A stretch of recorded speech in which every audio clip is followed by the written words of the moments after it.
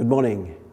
It's Constantine Salame again. This is our fourth and last workshop on crisis management, addressed to the founders, but also the advisors and the investors of micro, small, medium-sized enterprises in Lebanon who are going through intense crises along different dimensions. This fourth one is a critical one. It's about preparing the companies to be able to access funding. And this funding could be grants, could be debt, could be equity. What is this journey to be investment ready? Because there will be investment coming into this country. So we will cover this during this workshop. My thanks again to USAID and the LED team for sponsoring this initiative. This is part of the initiative to increase job opportunities into Lebanon in the different sectors that we have. They do it through technical assistance that is provided by business advisors working with the owners of these companies and their leadership team to identify growth opportunities and to find employment opportunities for our people. All right, so what is this investment readiness journey? This investment readiness journey could be as long as 12 months, but could be as short as 3 months, depending on what? Depending on how you and your team and your boards are well prepared to be able to raise debt or equity funding. So what are the steps? The first one is your gap analysis. How do you stand? What are the areas where you're very strong at and areas where you might not be strong at? Identify those, and I will share with you a framework.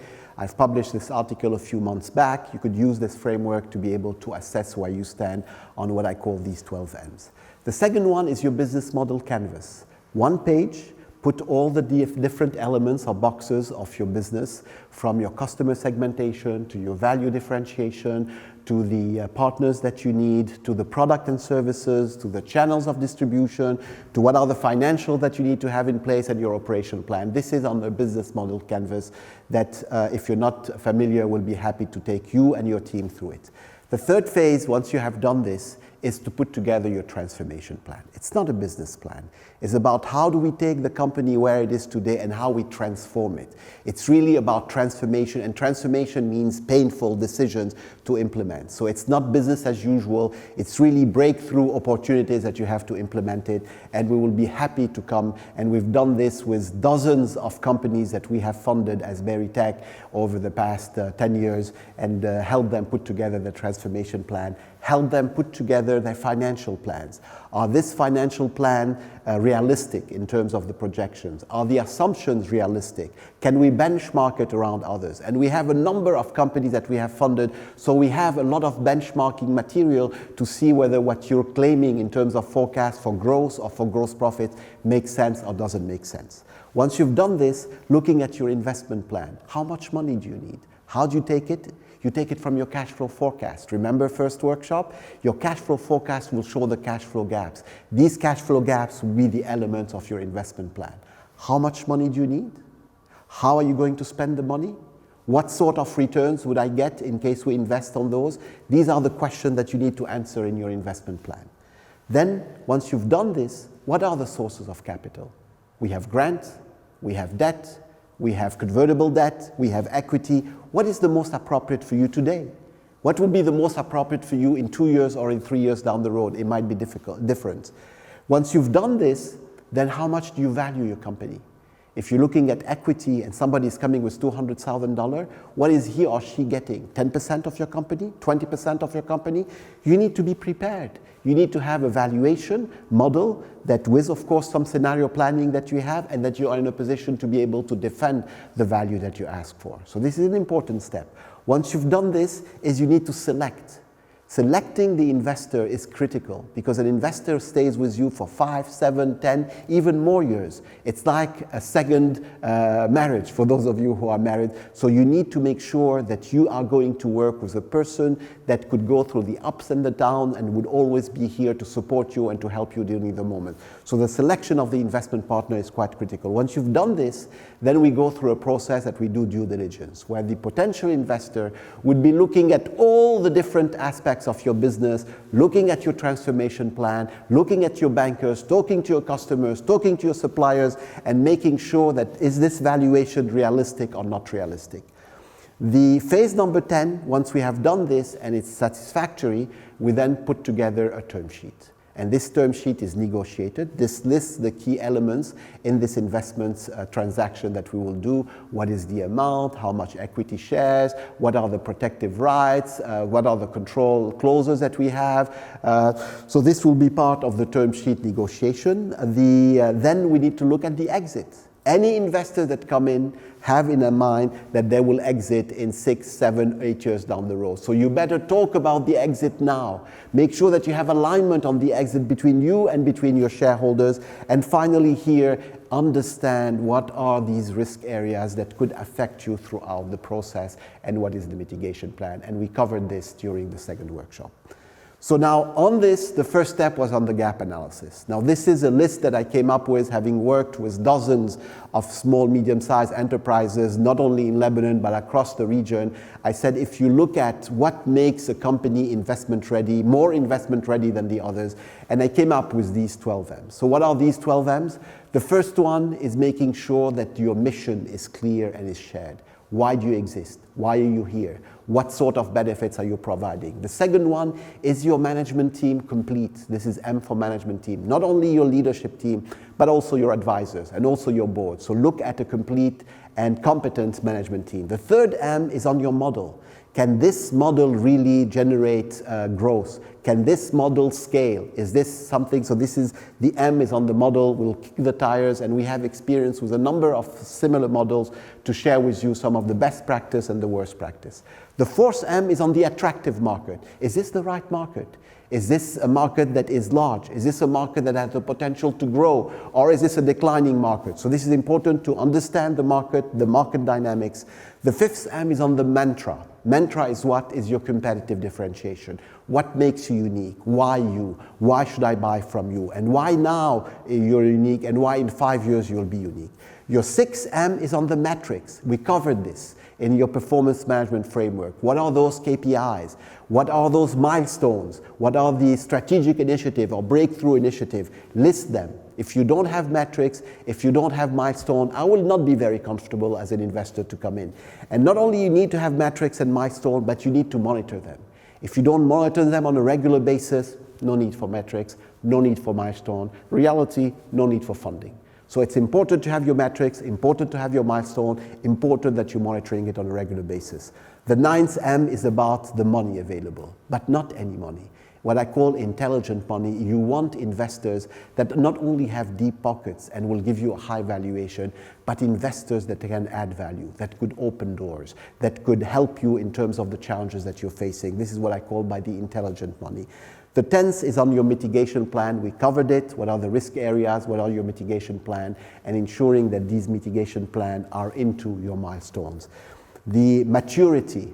This is the one, and this is a sensitive one, because a number of entrepreneurs are today maybe the best CEO for this organization, but in 3 or 5 years they might not be. You might still be the major shareholders, you might still be the chairman of the company, but you might not be the right CEOs for this organization. Do you have the maturity, emotional maturity to accept this and to be able to let go and give this to another person who might be better in terms of being the CEO? This is not a lot of people have it and accept this. So this is, as investors, we would look at these sort of companies. And the last one is motivation. It's the fire in the belly. It's the passion that you have. And when you are in meetings, you understand after 1, 2, or 3 meetings whether they have this passion, whether they have the motivation, whether they will be eager to be able to drive and go through all the obstacles together. So these are the 12 M's. Now you as a leader, what you need to do, look at it and rank yourself how good or very good or excellent you are. And if you're not that excellent around these, what should be the steps that you need to take to improve it? This is an exercise I'll be happy to do with you whenever you have. So what are these milestones? I've mentioned the milestone. I'm not going to have. One is you need to have your MVP. Your minimum viable product needs to be there. It needs to be validated.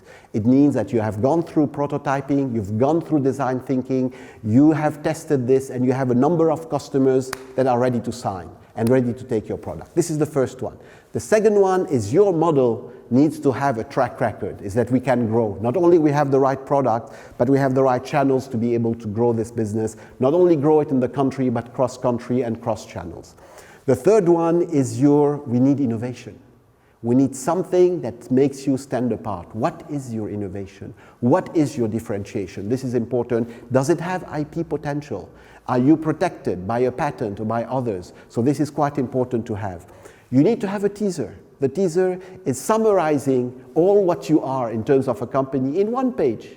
One page with all the key points that I've indicated in terms of the market, in terms of your product, in terms of your impact, in terms of the team, in terms of your go-to-market strategy, in terms of your risk areas, in terms of your financial projection, on one page.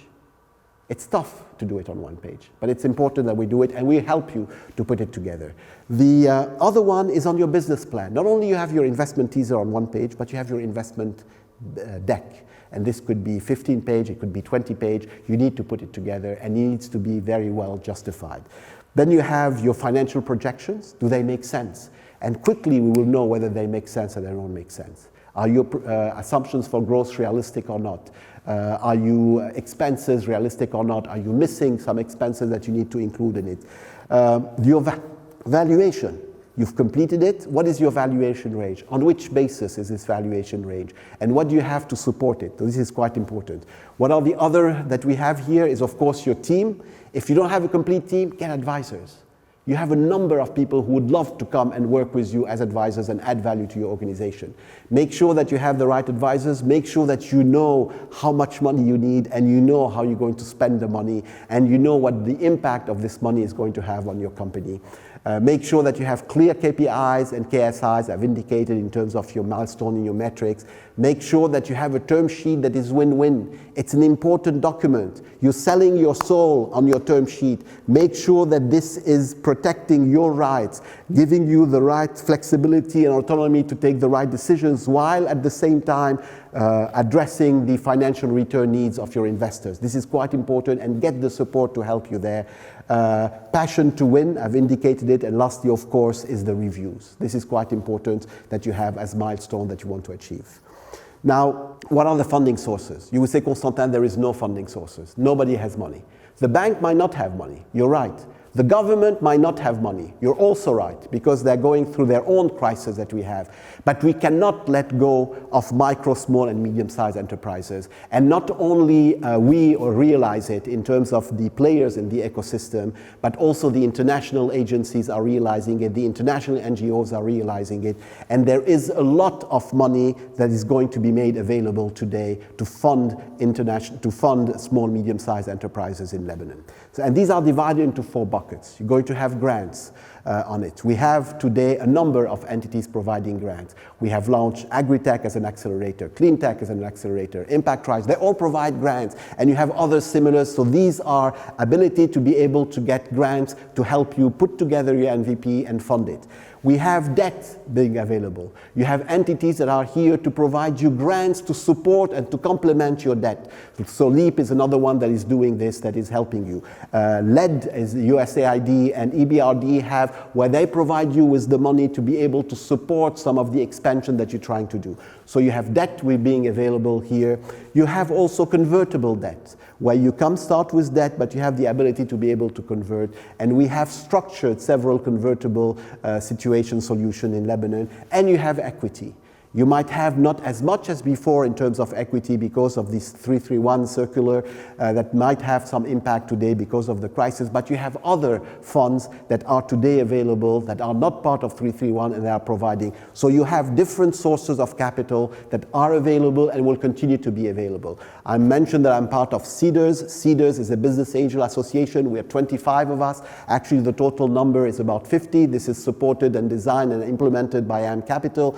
We are today, we're actually, this evening, we're having 3 companies who are pitching for it, and we do this every 6 weeks to 8 weeks. And we have been doing this for the past 3 years, and we'll continue to do this because there are a number of business angels who are committed to support the ecosystem, committed to support startup and small, medium-sized enterprises, especially during moments of difficult times. So what are these active investors? I've mentioned the grant providers. I've mentioned the microcredit providers. These are microloans. You have debt investors. You have small and medium cap equity providers. I have a complete list. For those of you who are interested, we will make this list available for you on it. We have here, I've mentioned a number of the players. I don't want to spend too much time on it. For both the grants, for the microloans, for the debt, for the small cap, these are all active in Lebanon, and every country have their own list of funding sources available. The important thing is be prepared before you talk to them. You have one chance, don't miss this chance. So what are the other question is, who is the right investor for you? Make sure that you have your selection criteria. The same way that the investors have their investment guideline, have your guidelines ready on what should be the selection criteria to decide on who is the right investor for you. You get to know your investor as you go through due diligence, as you go through term sheet negotiation. These are very eye-opener, and you will see from the questions, from the reaction, from this, whether or not these investors are the right investors for you. So spend the time and take of all the signals that are coming through the due diligence, through the term sheet, and through the shareholder agreement, whether is this the right investor for you, and you could still at the last minute decide maybe it is not. So have your criteria ready. What will be these criteria for the investors? You have a list of them. One is a proven track record in the field that is of importance to you. Two is how many transactions have they done? How many not only funded but exited from? Three, are you aligned in terms of values? It's a wedding, it's a marriage. Do you look at these things eye to eye or not? Four is, do you have a clear view and alignment on what the exit is going to be? When is the exit going to happen? How is the exit going to happen? So these are elements that you need to make sure that you have alignment on. What are the other criteria in SHARED is making sure that you see eye to eye in terms of your strategic priorities, making sure that they also have, not only you, but them, have a complete, competent, quality team that are here to support you, willing to spend the time, are available when you need them. This is quite important. Making sure that they have a number of the companies that they have invested are references. Call them. How is this investor reacting? Is he micromanaging, or is the person just here to observe and to ask for a report? So do your check on the companies that they have invested and make sure that the money is available. They could make commitment, and we've seen a number of cases where you went through an investment committee, the commitment was made, but funding was not released. Make sure, do they have the cash to invest when we go? Because this process takes a lot of time, and you want to make sure that the carrot is here at the end of the journey. And the last one is you will learn from the dynamics of the due diligence process. What is the key learnings? I'll go quickly through this. The first one is don't aim for perfection. The first equity round or debt round, focus on the process, learn from it, and the next time, because you're going to have different rounds. You might have 3, 4, you might have 5 rounds of funding, you will learn from it. The second one is reach out to advisory services, legal, technical, financials. So these are people that could help you because you will not have the answers, and you need to have the answers to the question that will be raised by your investors. The third one, I've mentioned it again, it's a critical decision on who you're going to have as your investment manager. He'll be or she'll be sitting on your board. They'll be listening. They'll be reviewing all your reports. You want to make sure that you have people that you have pleasure in, that you trust. So trust is the key word when you're going to choose your investors. Next one here, in terms of the learnings, always start with grant funding. Do not dilute yourself. And there are grants available, and there'll be more grants available behind it. Then you shift to the debt funding in order to be able to help start validating your market. And lastly, once you have done all the different steps, look at equity funding. So, and when you look at equity funding, do it in tranches, so that you're not too diluted on every of the tranches as the value of the company increases. So these are some of the milestones that we have behind it. I want to close with a few comments on it. I've taken a bit longer this time, but I think it's important. I want you on, this is comment for the 4 workshops. The first comment is, as I said, the crisis has a beginning and the crisis has an end. And you need to keep this in mind, because sometimes we feel that there is no end. There is an end, and it happens. The second is that a number of other countries, Egypt, Cyprus, Turkey, Greece, went through the same sort of problems and went out of it. And I have full trust that the Lebanese entrepreneur has the resilience, has the passion, and has the courage to be able to go out of this crisis and emerge stronger, emerge leaner, emerge more focused. And we are here as part of the ecosystem to help those who want to go through it and succeed to do it. The third one is take the time to reflect. There might not be another opportunity in your life. in order to be able to reflect on the past. See what are the things that have worked, not worked. This time is a unique time. Take it, absorb it, and take lessons from it that would help you lead a life that might be different, with a different sets of values. So take the time to reflect and not to repeat the same way we've been doing it. The fourth one, you're not alone. You are surrounded.